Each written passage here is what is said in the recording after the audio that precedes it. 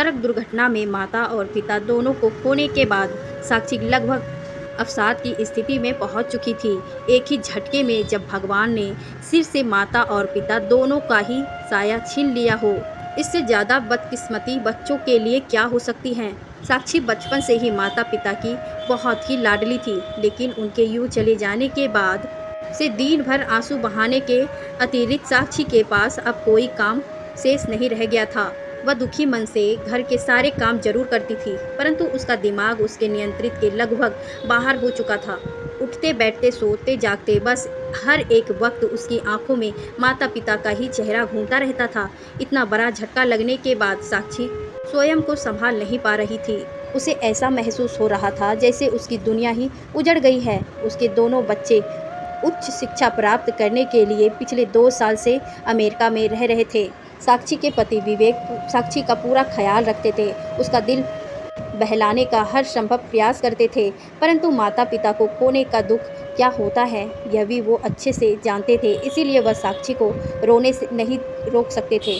उनका मानना था कि रोने से और आंसू बहाने से साक्षी कुछ दिनों में हल्का महसूस करने लगेगी और समय बीतने के साथ साथ उसकी स्थिति में सुधार भी आ जाएगा। अब साक्षी ने हर जगह आना जाना लगभग बंद कर दिया था। न वह किसी से बात करती थी, न ही किसी के घर आती जाती थी। कोरोना के चलते वैसे ही उसका घर से निकलना कम हो पाता था, परंतु ज़रूरी कामों के लिए अब भी उसने घर से निकलना बंद कर दिया। किसी का फ़ोन भी आता तो वह 1-2 मिनट अनमने मन से बात करती और फ़ोन रख देती।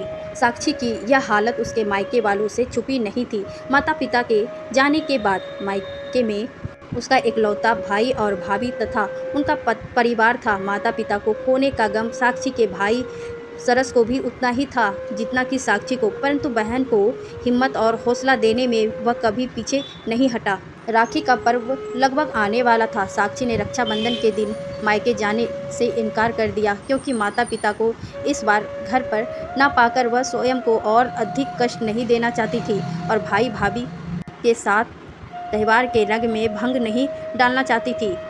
इसीलिए उसने वहां ना जाने का फैसला किया और अपने भाई को फ़ोन कर बोल दिया कि भैया मैंने राखी भिजवा दी है, इस बार मैं नहीं आ पाऊंगी।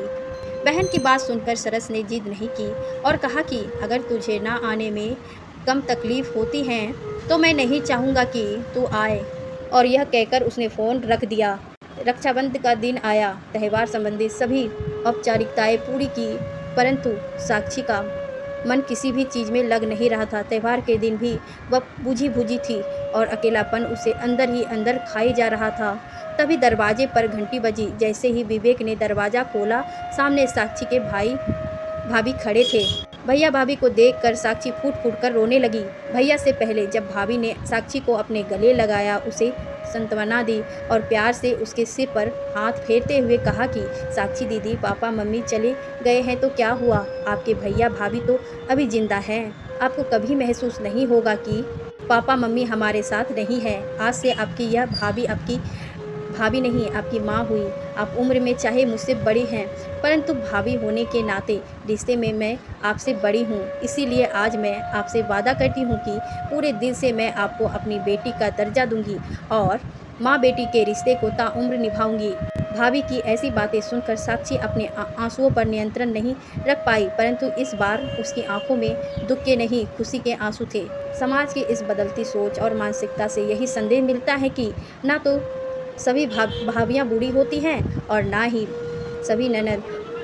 परिवार द्वारा दिए गए संस्कार तमाम उम्र हमारे साथ रहते हैं और उन संस्कारों की वजह से हम अपने तमाम रिश्ते और संबंधों को निभाते हैं। परिवार का हमारे जीवन में महत्वपूर्ण स्थान होता है। परिवार की भूमिका मार्गदर्शक की भूमिका से कम नहीं होती।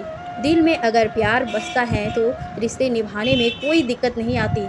ज़रूरत है सिर्फ अपने सभी रिश्तों को पूरी ईमानदारी और दिल से निभाने की, रिश्तों को प्यार से सजाने की और अपने परिवार द्वारा दिए संस्कारों की गरिमा को बनाए रखने की। तो दोस्तों, ये वीडियो आपको कैसी लगी तो आप हमें ज़रूर बताएं।